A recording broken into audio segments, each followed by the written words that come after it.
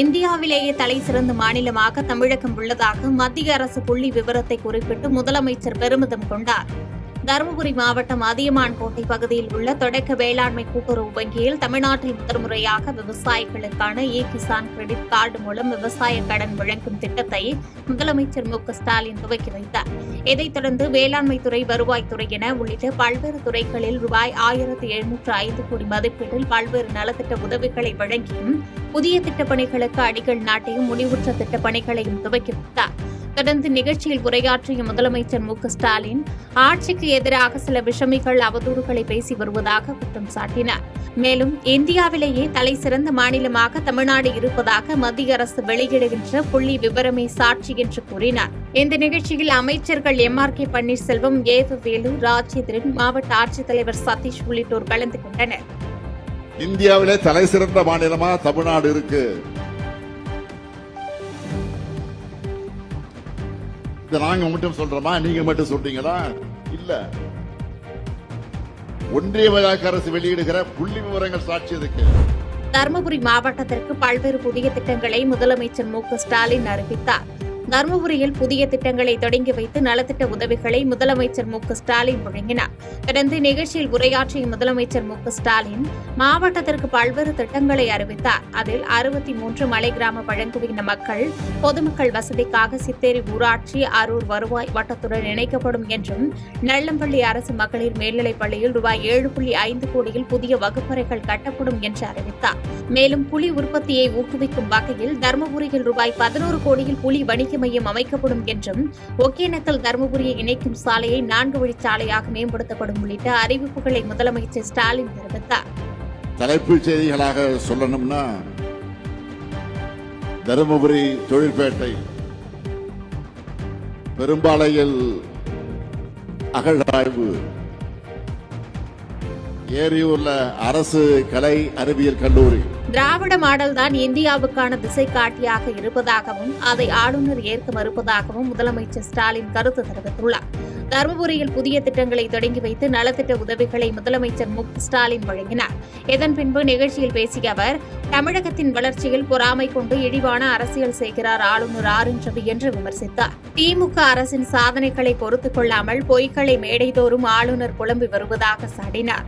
ஆளுநர் கம்பு சுத்த வேண்டியது பாஜக ஆளும் மாநிலங்களில்தான் என்று காட்டமாக தெரிவித்த அவர், பெண்களுக்கு பாதுகாப்பு இல்லை என்று கூறி தமிழகத்தின் சட்டம் ஒழுங்கு பற்றி ஆளுநர் அவதூறு பரப்புவதாக குற்றம் சாட்டினார். மேலும் திராவிட மாடல் தான் இந்தியாவுக்கான திசை காட்டியாக இருப்பதாகவும் அதை ஆளுநர் ஏற்க மறுப்பதாகவும் கருத்து தெரிவித்தார். திராவிட மாடல் தான் இந்தியாவுக்கான திசை காட்டி, இதை பொறுத்துக்க முடியாமதான் ஆட்சிக்கு எதிராக சில விஷமிகள் அவதூறுகளை அள்ளி வீசிக்கிட்டு இருக்காங்க. எதிர்கட்சிகளை சொல்றத பத்தி நான் கவலைப்படல, அதுதான் அவங்க அரசியல். அவங்களை விடவும் மலிவான அரசியல் செய்யறார ஒருத்தர் யாரும் தெரியும் உங்களுக்கு. அவர் தான் ஒன்றிய பாஜக அரசு நியமிச்சிருக்கக்கூடிய நம்ம ஆளுநர் ரவி அவர்கள். பெரம்பலூரில் இறந்த சின்ன தாயாரின் உடலிற்கு கண்ணீர் மல்க திருமாவளவன் அஞ்சலி செலுத்தினார். மூளையில் இரத்த கசிவு காரணமாக சுய நினைவு இழந்த நிலையில் விடுதலை சிறுத்தைகள் கட்சியின் தலைவர் தொல் திருமாவளவனின் சின்ன தாயார் செல்லம்மாள் பெரம்பலூர் அருகே உள்ள தனியார் மருத்துவமனையில் தீவிர சிகிச்சை பெற்று வந்த நிலையில் இன்று காலை சிகிச்சை பலனின்றி உயிரிழந்தார். இந்நிலையில் மருத்துவமனைக்கு வந்த தொல் திருமாவளவன் தனது சின்ன தாயாரின் உடலிற்கு மாலை அணிவித்து கண்ணீர் மல்க அஞ்சலி செலுத்தினார்.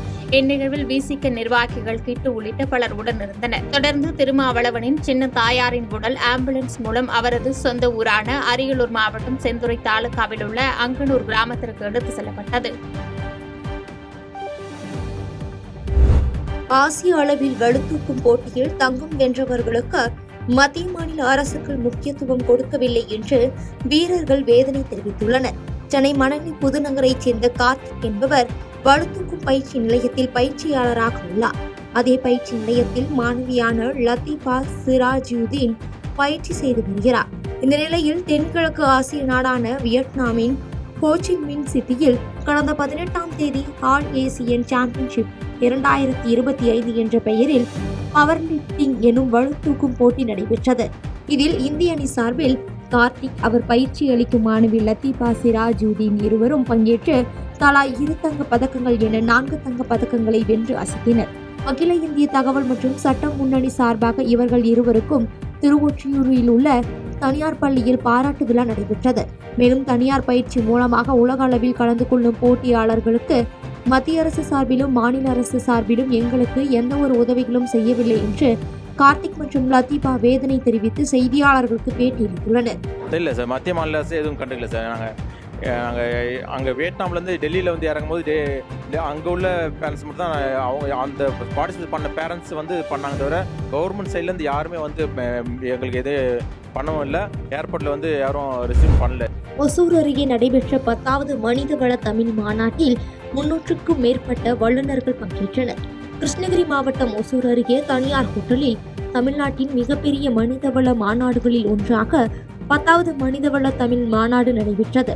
இம்மாநாட்டில் தமிழ்நாடு முழுவதும் உள்ள அசோக் லைலாண்ட், டிவிஎஸ், டைட்டான் உள்ளிட்ட முன்னணி நிறுவனங்களில் 400க்கும் மேற்பட்ட மனித வல்லுநர்கள் மற்றும் வெளிநாடுகளில் இருந்தும் தமிழர்கள் என பலரும் பங்கேற்றனர்.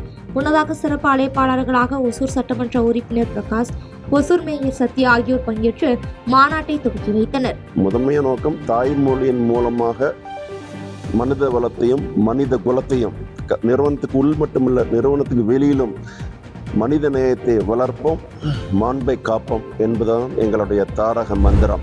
ஒவ்வொரு நாளும் ஒவ்வொரு திட்டத்தை மக்கள் நலனுக்காக செயல்படுத்தி சிறப்பான ஒரு ஆட்சியை முதலமைச்சர் மு.க. ஸ்டாலின் நடத்தி வருவதாக அமைச்சர் மூர்த்தி பெருமிதம் தெரிவித்துள்ளார். மதுரை வடக்கு மாவட்ட திமுக சார்பில் முத்தமிழ் அறிஞர் கலைஞரின் 102வது பிறந்தநாளை முன்னிட்டு மேற்கு தொகுதிக்குட்பட்ட விளாங்குடி மற்றும் பெத்தானியாபுரம் பகுதிகளில் உள்ள பொதுமக்களுக்கு நலத்திட்ட உதவிகள் வழங்கப்பட்டன. இந்நிகழ்ச்சியில் நலத்திட்ட உதவிகளை மதுரை வடக்கு மாவட்ட திமுக செயலாளரும் வணிக வரி மற்றும் பதிவுத்துறை அமைச்சருமான பி. மூர்த்தி வழங்கினார். முன்னதாக நிகழ்ச்சியில் பேசிய அமைச்சர் மூர்த்தி, ஒவ்வொரு நாளும் ஒவ்வொரு திட்டத்தை மக்கள் நலனுக்காக செயல்படுத்தி சிறப்பான ஒரு ஆட்சியை முதலமைச்சர் மு.க. ஸ்டாலின் அவர்கள் நடத்தி வருவதாகவும் மீண்டும் அவரே தமிழ்நாட்டின் முதலமைச்சராக பதவி ஏற்பார் எனவும் கூறினார். 2026 நம்முடைய முதலமைச்சர் தான் மீண்டும் 7வது முறையாக திமுக ஆட்சி வருகிற போது 2வது முறையாக முதலமைச்சராக வருவார். அவர் முதலமைச்சராக வருகிற போது மேற்கு தொகுதி சூரியன் உதித்தே ஆகும். அரக்கண்டநல்லூர் அருகே மதுபானத்தை கூடுதல் விலைக்கு விற்பனை செய்யும் டாஸ்மாக் ஊழியர்களின் வீடியோ காட்சிகள் சமூக வலைதளத்தில் வைரலாகி வருகிறது. விழுப்புரம் மாவட்டம் அரக்கண்டநல்லூர் அருகே பந்திலி கிராமத்தில் அரசு மதுபான கடை செயல்பட்டு வருகிறது. இந்த கடையில் மது பிரியர்களிடமிருந்து தொடர்ந்து மதுபானங்களுக்கு 5 ரூபாய் முதல் 10 ரூபாய் வரை கட்டாய வசூலில் பணியாளர்கள் ஈடுபட்டு வருவதாகவும் மது பிரியர்கள் குற்றம் சாட்டுகின்றனர். மேலும் இது குறித்து மது பிரியர்கள் டாஸ்மாக் ஊழியரிடம் கேட்கும் பொழுது நிர்வாக வசதிக்காக வாங்குகிறோம் என பேசும் வீடியோ தற்போது சமூக வலைதளத்தில் வெளியாகி வைரலாகி வருகிறது. இதுகுறித்து சம்பந்தப்பட்ட பணியாளர் மீது அதிகாரிகள் உரிய நடவடிக்கை எடுக்க வேண்டும் எனவும் மது பிரியர்கள் தரப்பில் கோரிக்கை எழுந்துள்ளது.